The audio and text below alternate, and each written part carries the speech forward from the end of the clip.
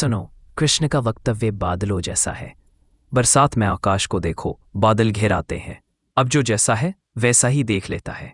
कोई कहता है देखो हाथी की सूंड, कोई कहता है अरे गणेश जी दिखाई दे रहे हैं, और कोई हंसकर कह देता है ये सब फिजूल बातें हैं, सिर्फ बादल है, धुआं है।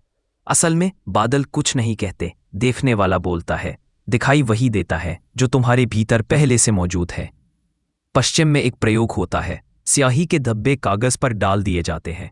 फिर पूछा जाता है बताओ इसमें क्या दिखाई दे रहा है। कागज पर कुछ भी नहीं है, बस स्याही बेतरतीब।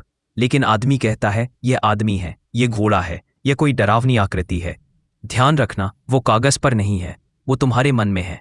तुम आरोपित कर रहे हो। रात के अंधेरे में एक कपड़ा टंगा हो, भूत दिखाई पड़ जाता है। सुबह वही कपड़ा ही रह जाता है।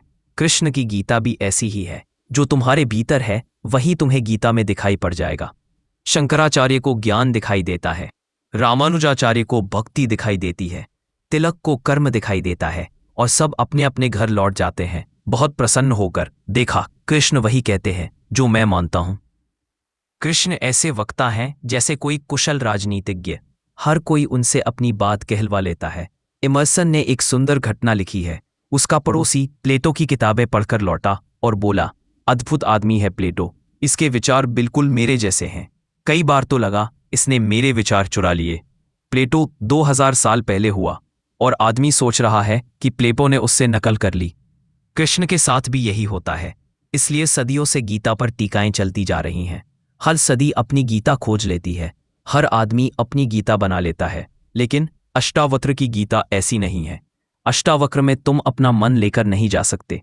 अगर तुम अपने विचार लेकर गए तो तुम्हें कुछ भी नहीं मिलेगा। अष्टावक्र का संदेश साफ है, निर्मल है, निरपवाद है। वहां तोड़ मरोड़ की जगह नहीं है, व्याख्या का खेल नहीं चल सकता। इसीलिए अष्टावक्र पर टीकाएं नहीं लिखी गई, क्योंकि तुम कुछ जोड़ नहीं सकते, कुछ घटा नहीं सकते। शब्दों की असाधारण कुशलता है, बहुत दुर्लभ। इसलिए मैं कहता हूं तुम एक अनूठी यात्रा पर जा रहे हो। अष्टावक्र में राजनीतिज्ञों की कोई रुचि नहीं, न तिलक, न अरविंद, न गांधी, न विनोबा, क्योंकि यहां तुम अपना खेल नहीं खेल सकते। यहां तुम्हें छोड़ना पड़ेगा, तभी सत्य प्रकट होगा।